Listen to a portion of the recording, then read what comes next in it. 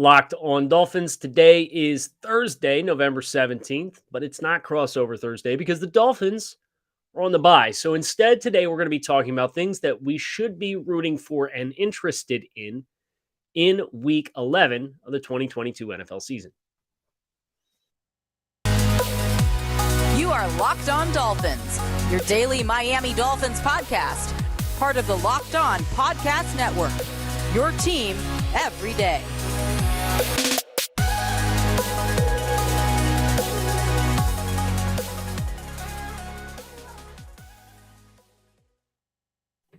What's going on, Dolphins fans? Kyle Krabs, Locked On Dolphins, your team every day here on the Locked On Network. Today is Thursday, November 17th, 2022. And today's episode is brought to you by our friends over at Prize Picks. Prize Picks is so much fun. It's easy to play. No competing against other players. It's you versus the projections available in-house. You pick 2 to 5 players, and if they score more or less than their Prize Picks projection, you can win up to 10 extra money on your entry. It's literally 60 seconds or less to file these bets, and it's that easy. We love Prize Picks, and we know that you will too. First-time users can receive a 100% instant deposit match up to $100 with promo code Locked On. That's prizepicks.com, promo code Locked On. The Dolphins are off this week, which stinks because you could tell me we could play the Texans tomorrow, and I'm in. I'm ready to see this team play football again. But what this does allow the Dolphins to do is take some well-earned rest. It allows the Dolphins to hopefully get some guys healthy and get ready for this final sprint. I say sprint, but the second leg of the marathon, if you will. You know, in a perfect world, the Dolphins will play their remaining 7 games of the regular season, and then they'll get 3 or 4 playoff games. So, you know, you'll go 10 in the first half, and then you have the bye, and then you play another 10, and then hopefully you get a bye week, and then you play one more. And that would be quite the way for this season to play out for the Dolphins. But, like, everything's on the table. This could go any number of different ways. The Dolphins sitting at 7-3. They're one of just a handful of teams across the NFL with 7 wins at this point in time. They're in good company. And we get to sit back this week and watch the carnage unfold across the rest of the NFL.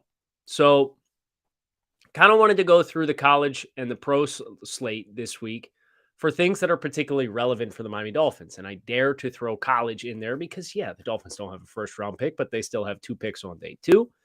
And those can be meaningful players for the Dolphins. And I think that now that they've invested all the way into we're going to be aggressive and adding top talent, kind of bracing and drafting, your drafting strategy changes a little bit, right? Like, you still got to address some needs. You'll probably still go out and sign a couple guys in free agency. I don't think they'll be big time spenders because it's going to be largely tending their own, right?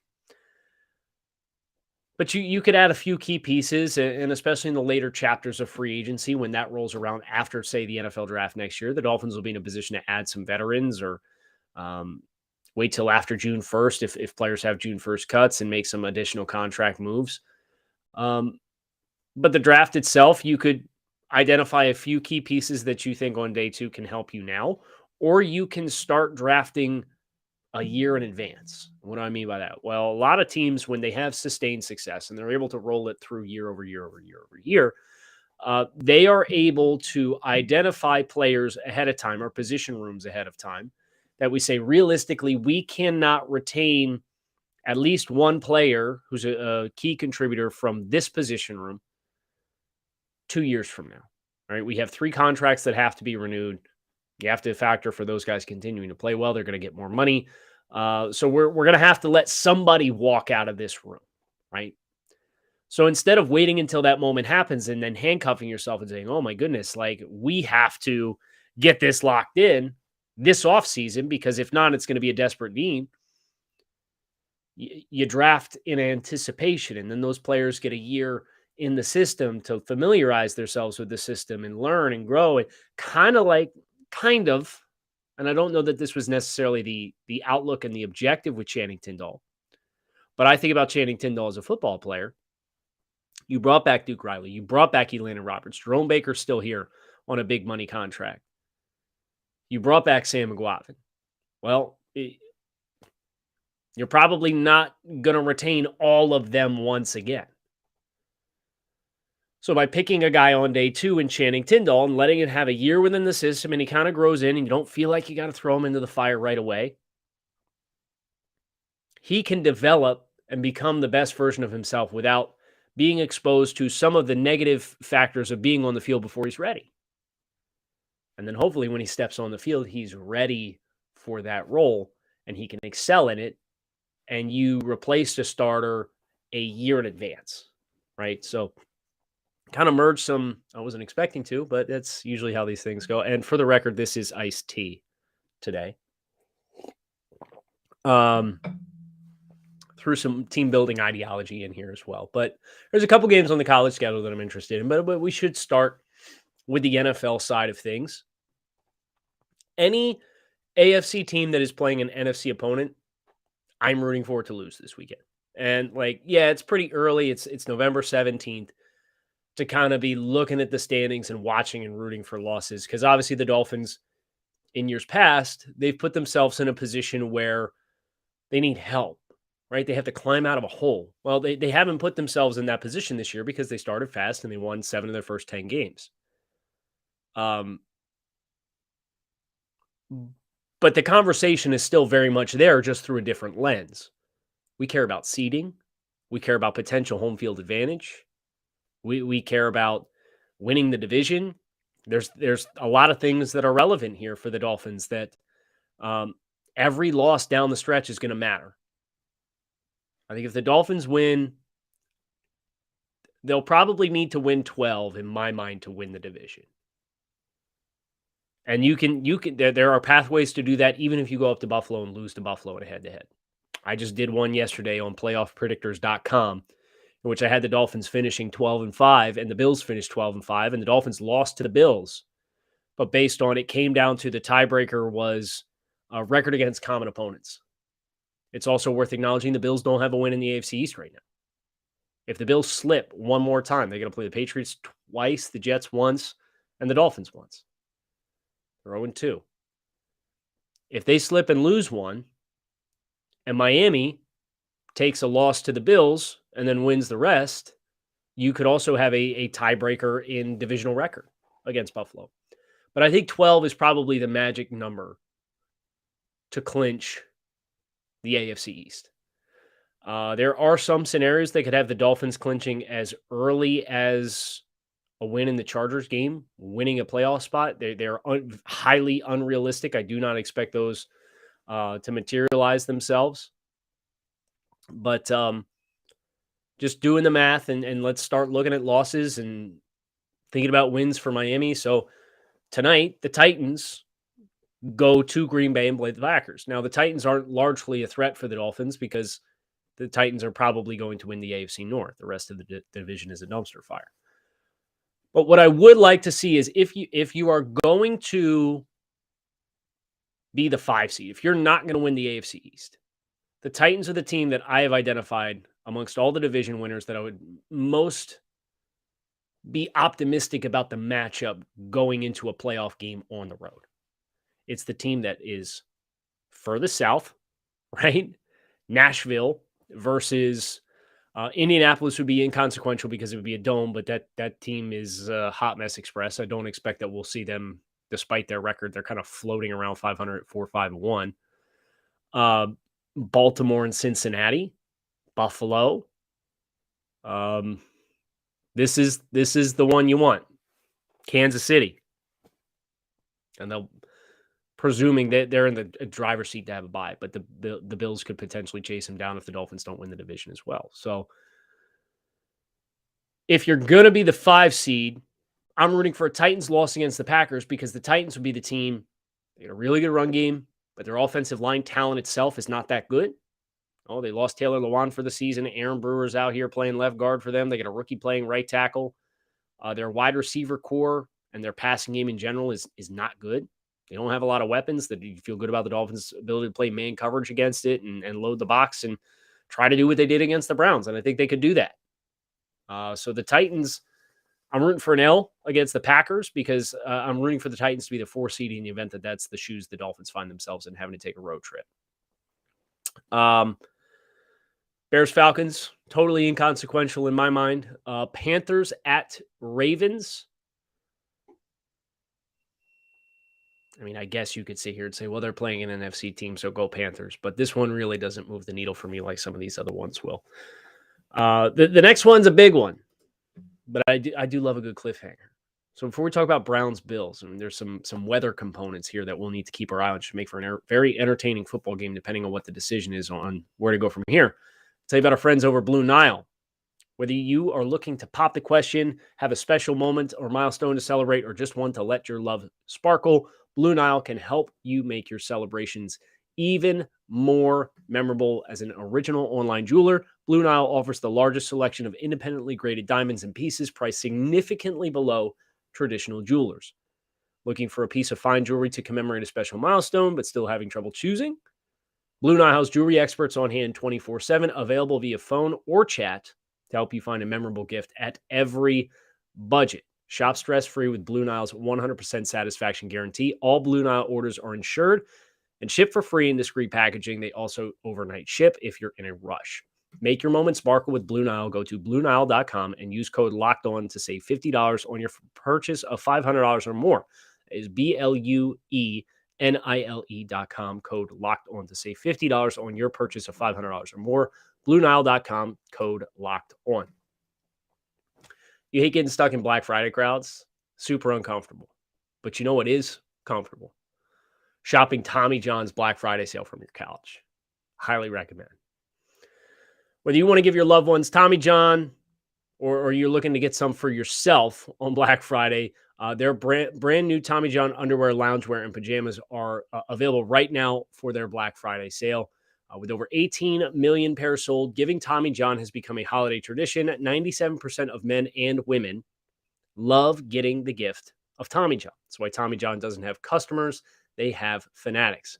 You can shop Tommy John's Black Friday sale going on right now and get 30% off site-wide at TommyJohn.com/lockedon. 30% off everything now at TommyJohn.com/code lockedon. TommyJohn.com/lockedon. See site for details. So the Bills are supposed to get like 5 or 6 feet of snow between now and Sunday. I'm not saying the Browns are going to win the football game. But if you like chaos, if you like pure, unadulterated chaos, this is the game for you. Unless they choose to move the game. They could move the game to, say, Detroit. Detroit is on the road. They're playing the Giants. But that lake effect snow is very much a big-time threat to this football game. And I hope they play it outdoors because the Bills obviously sitting at 6-3.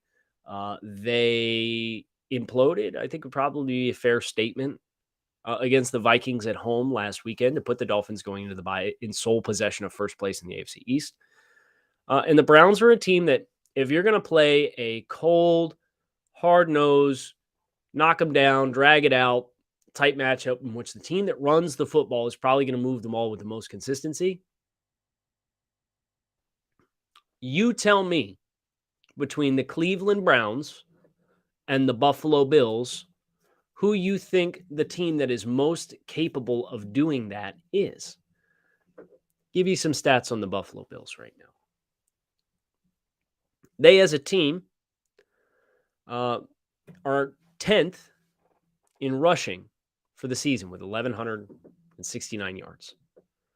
But the key asterisk here is that Josh Allen is leading the team in rushing at the quarterback position by 82 yards.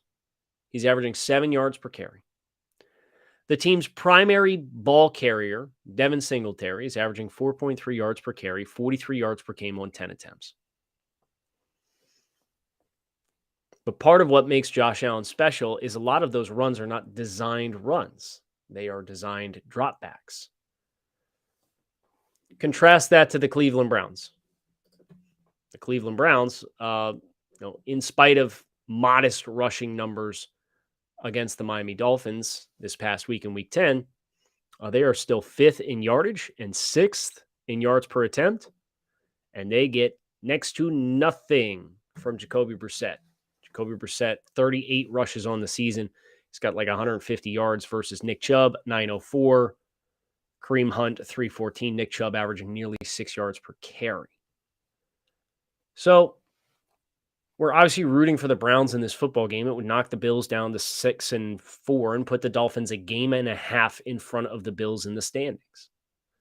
With the Bills then the following week having to worry about a 2-game road trip at Detroit, at New England, and they're home against the Jets and Dolphins. Miami obviously coming out of the bye, they play the Texans and then a 2-game West Coast trip before they meet up in Buffalo. The more cushion you can get, the better. And because of that, we are very much invested in the Cleveland Browns winning a sloppy, chaos-induced snowstorm of a football game. There is a part of me that hopes that the Texans beat the Commanders.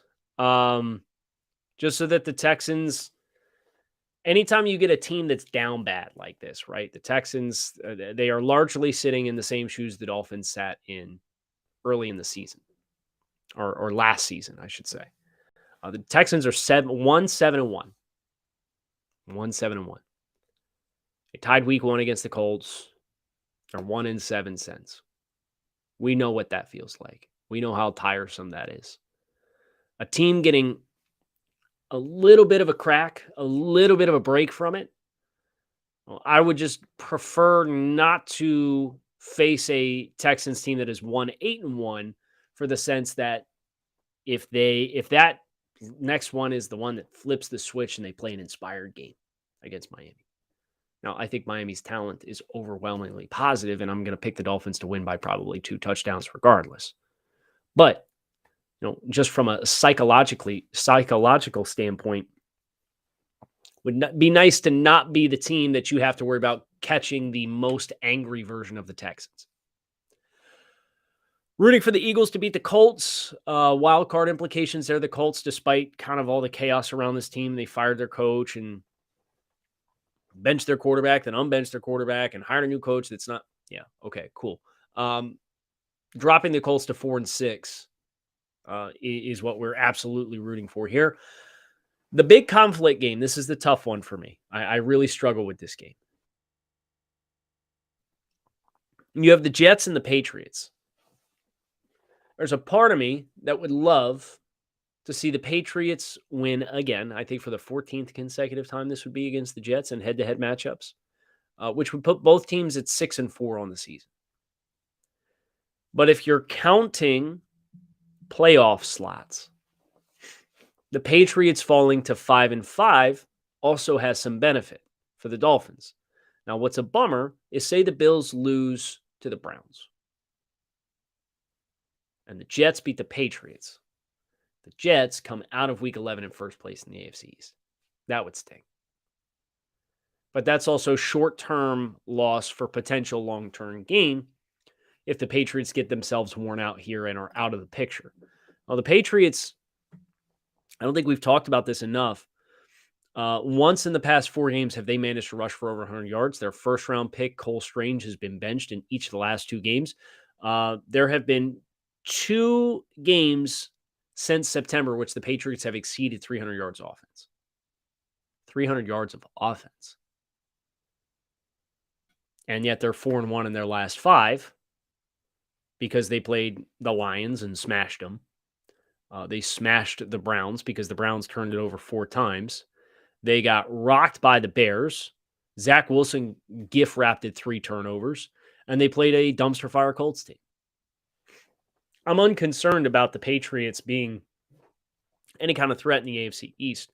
But getting them out of the picture sooner rather than later at least would have some benefits. But I believe I'm rooting for the Patriots in this game to beat the Jets and pull both of these teams down to 6-4. And the Dolphins will have a game and a half on the Patriots in the standings. They would have technically a half a game on the Jets in the standings. And then obviously we're keeping our eye on the Bills, but the Dolphins are currently a game in front. And even if the Bills win to go to 7-3, Miami will have the head-to-head tiebreaker for coming into week 11 when the Dolphins play the Texans. No ramifications for the Dolphins from a Rams, Saints, Lions, Giants perspective. Raiders and Broncos. Raiders are 2-7. Broncos are 3-6. Let's go Raiders, and let's kind of get both of those teams at a 300 win percentage through 10 games. And you could effectively all but kiss the Broncos goodbye if that does indeed happen. And that Broncos team is dangerous. Offensively, they're a hot mess, but defensively, they're the number one scoring defense in the NFL. If the Broncos, I saw the statistic this week, had scored just 18 points at the end of regulation, at the end of all 9 of their games, they would be 8-1. But they are 3-6. So, little perspective, that's a dangerous team that at any point could get hot with how well they're playing defense. So I'd like the Raiders to kind of give them the final nail in the coffin and push them down past probably the point of no return once you have 7 losses for this year's playoffs. No ramifications for Cowboys, Vikings, Bengals, and Steelers. Hoping to see the Steelers take this one and kind of create a bigger divide. We've talked about on the show, this is separation season, right? Teams start separating themselves from the pack. The teams that are winning teams getting the separation throughout November and into early December against the teams that are floating 500 is pretty valuable. Now, Pittsburgh, they're 3-6. I don't think they have the offensive firepower to really make a run at this thing in its entirety. They still have to play a number of tough games. They have the Ravens twice. They have the Browns with Deshaun Watson back week 18. They have to go to Indianapolis, which ain't that big a deal. They'll quietly bounce back. They bottomed out at 2-6 with the loss to the Eagles after losing to the Dolphins. But I would not be surprised to see this team string a couple together. But I am at least very mindful of Cincinnati being a team that when they're clicking and they're firing on all cylinders, and they've incurred some injuries themselves, they are a dangerous team as well for the playoff picture. So looking for, if you can avoid a 6-4 Bengals team, I would take that over avoiding a 4-6 Steelers team. The Sunday night game is the last one that we'll talk about here. Chiefs at Chargers. And the Chargers, man, this is a team that has been slammed with injuries. Rashawn Slater is out for the year. Joey Bosa is out for an extended period of time. Both Keenan Allen and Mike Williams might be back this week, but also might not be back this week. J.C. Jackson is out for the year. Well, the Chargers, they started a little slow at 1-2. They lost to the Chiefs already in a game that they should have won. They lost to the Jaguars 38-10. Then they win 3 in a row. They beat the Texans, Browns, and Broncos. And if you look at that from a strength of schedule perspective, that's not great. They lose to Seattle by 14 points. They beat the Falcons in Atlanta in a game that they should have lost, but Atlanta forced a turnover, and the defender dropped the ball and gave the ball back to the Chargers to win the game at the end of regulation. So, the Chargers sitting at 5-4 after losing to San Francisco last week. They're not playing particularly good football right now, for being honest. So they have Chiefs, 2 games on the road before they're back at home against the Dolphins. I wouldn't mind seeing the Chargers fall to 500, but I also would not mind seeing the Chiefs fall to 7-3, because that would mean the Dolphins would have the same record as the Chiefs in what is the race for the upper echelon of outcomes for the Dolphins. We've talked a lot about the lower echelon and wild card games and who you would want to play and eliminating wild card contenders all throughout the course of this exercise. But really, I look at the Chiefs, and if the Dolphins win the division, and they do win 12 games, well, you're going to need the Chiefs to lose a couple for you to have a chance to have the 1 seed and get a bye in the first round of the playoffs. And then, oh, by the way, the playoffs go through Miami, and you don't have to worry about any cold weather games at all, because the Super Bowl is going to be played in Arizona. So it's a win-win type game for me. For the big picture, I think our statistically speaking, most probable outcome is having the Chargers lose will be more beneficial. But from a big picture optimistic standpoint and upper tier of outcomes that the Dolphins can have the rest of the way, the Chiefs losing on the road to the Chargers would not be a bad thing. And then Monday Night Football, 49ers and Cardinals. Thank goodness we don't have to root against the 49ers anymore. It's an inconsequential game for the Dolphins. So there's that. BetOnline.net is your number one source for all your sports betting info, stats, news, and analysis. Get the latest odds and trends for every professional amateur league out there, from football to basketball, soccer, and esports. They have it all at BetOnline. If you love sports podcasts, you can find those at BetOnline as well. Always the fastest and easiest way to get your betting fixed. So head to the website today or use your mobile device to learn more. BetOnline, where the game starts. So that's the NFL slate. And that's through my perspective. And you can tell me statistically speaking, or through this model or that model, there's things that dispute any of the observations that I've had. And that's fine. You know, it's just more my perspective as I look about and what my confidence level is across the league. But shouting out a couple college games that you as Dolphins fans, I think might enjoy catching and watching. There's a handful of them. You think about the positions in which we're expecting and anticipating being needs for the Dolphins. One of those is the tight end position. We'll see what the Dolphins ultimately decide to do. They've got Mike Gesicki as an expiring contract, but even Durham Smythe, is he an upgradable player for the volume of snaps that he plays? Utah versus Oregon. It's 10:30 at night on Saturday night, unfortunately. So if you're an East Coast person like me, maybe sleep in a little bit. Get yourself mentally prepared to watch a 10:30 p.m. game. Utah has a tight end, Dalton Kincaid. They have another one, Brant Kuithe as well, but he's injured. He's out for the year. And he's more of a move-around hybrid type player, almost like a Charles Clay type player. But Kincaid is the inline guy, the guy who plays the traditional role in an NFL offense where your hands in the dirt, you're attached to the formation. And this dude's balled out this year. And against the Oregon defense that has a lot of NFL talent on it, including an inside linebacker, Noah Sewell, who would be a feasible target if you're looking for a hammer and you're the Dolphins, but probably is going to get drafted before your first draft selection comes through. Although I don't think he's played up to his full potential this year. But Kincaid, 50 receptions, 649 yards, and 7 touchdowns. He leads the team in receiving for a Utah team that has only lost twice this year. They lost at Washington State, and they lost at Florida in the season opener in the Swamp. So that Utah team's a good team. That Oregon team just imploded this past weekend. Kind of blew up their college football playoff aspirations against Washington.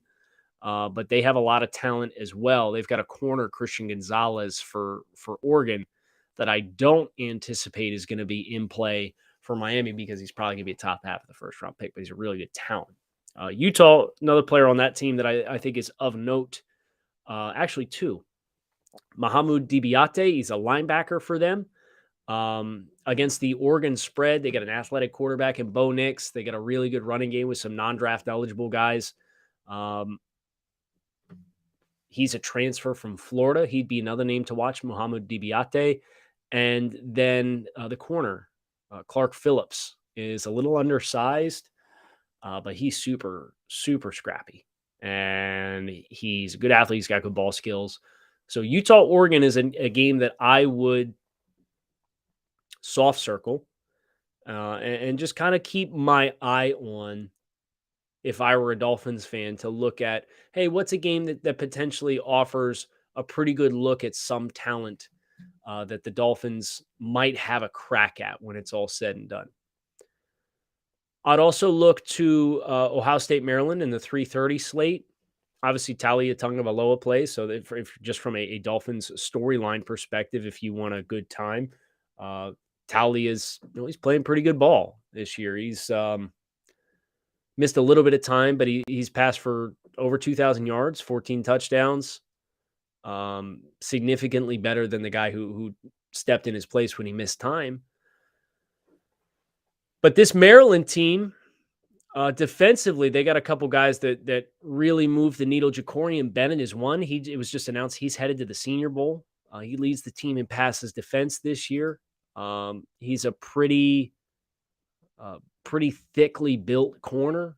If you like physical corners, Jacorian Bennett against Marvin Harrison Jr. And we'll see if Jackson Smith-Njigba plays. And Jackson Smith-Njigba for a really long time was mocked in the first portion of mock drafts. And I don't know that we'll get that version of him now because he's missed so much time this year. But regardless, that's a good matchup for a corner that I think could be fun in the Dolphins system. Jacorian Bennett. So there'll be fireworks in there. I'd expect Ohio State probably wins big just because that's kind of what they do. And then University of Miami Clemson is another one that is at the 3:30 slate. And this will be the last one that I leave you with. But if you're looking for defensive talent to be able to watch, obviously Miami has not played well offensively this year. I think everybody would appreciate that amidst the hype for Tyler Van Dyke and what the expectations were with the new coaching staff coming in, and they are very much a middle of the pack ACC team. It looks like we're going to have Clemson versus North Carolina in the ACC championship game. And I know Miami laid a big fat egg against Florida State this year. So probably a lot of fans that are mutual Dolphins and Hurricanes fans that aren't really vibing with this team right now. And I understand it. You know, the A&M loss was ugly. The MTSU loss was unacceptable. Duke is quietly a better team than I think a lot of people realized. The North Carolina game was a tough loss. And, you know, these losses are coming at home. It stinks. They're at Clemson. Be interested to see how up they are for the game. But Miami does have talent. There's little – Parrish is a fun player. Mallory's a fun tight end. I don't know that he's the answer at inline that you would really want or need in order to fortify your tight end room. Defensive lineman Akeem Mesidor is a name who he obviously leads the team in sacks. 3 passes defensed as well, batted down at the line of scrimmage. I do think the Dolphins would probably benefit from somebody long-term to take the Adam Butler role. You know, the Sealer's taking more of the reps. Wilkins is taking the reps. But to get a player on a rookie contract who would be a cheap talent, I don't think it would be a bad thing to have another rotational pass rush guy inside for the Dolphins. But then the Clemson side of this game is loaded with defensive talent as well. Some of their best offensive players really aren't of concern for this year's NFL draft class, so they're not really on our radar for us in this conversation, thinking about what the Dolphins have to figure out this upcoming offseason and how they want to strategize, adjusting and amending their team-building strategy. But running back Will Shipley, he's a sophomore. He's got 12 touchdowns. He's averaging 6 yards a carry. He's somebody I would soft circle for 2024 if you guys have the palate for that. And then they got a couple backers. Trenton Simpson, I think, might fall a little bit. He hasn't had the same impact with the Clemson losing Brent Venables, the defensive coordinator. He hasn't had the same splash plays. He had like 12 and a half tackles for loss last year. He's one half a sack this season and 3 passes defense. So, but he is very much the hybrid coverage, walk up on the edge. He's got some parallels to Jerome Baker, but I think he's probably longer and a little more explosive than Jerome. So again, that's one of those, okay, if Simpson falls to the second round, just hypothetically, and the Dolphins are in that position, they say, well, does it make sense to, with the contract extensions we're going to have in the next 2 years, are we going to be in a position where we need to transition away from a player like a Jerome Baker? And if the answer that they have is yes, that would make Trenton Simpson a possible. So it just kind of changes your mentality a little bit where, you know, you're so bred to, we have to draft for need. We have to draft for need. Yeah. But are you drafting for need now, or is your roster at a place where you have to draft for need, forecasting your needs? It's a very different mentality. And it's kind of fun because it puts everybody back into play. Like you could have told me last year what certain positions, and I'd be like, there ain't no way they're drafting somebody there just because they have so many other needs across the roster. They got a pretty darn good balanced roster right now, especially if the corners are healthy. Speaking of the corners, I'll leave you guys with this. Swing over to Draft Dudes, the podcast I do for the Draft Network. I may or may not have had a chance to catch up with 2022 rookie UDFA corner Kader Kohu. And we had a chance to talk a little bit about this Dolphins season. It was a really fun conversation. That's going to be running later today. I was really gracious with his time. Was really appreciative of him being able to carve out some time and talk with me over the phone. And really impressive guy at Kader Kohu. So it's getting a chance to speak with him in person for about 15 minutes as I did.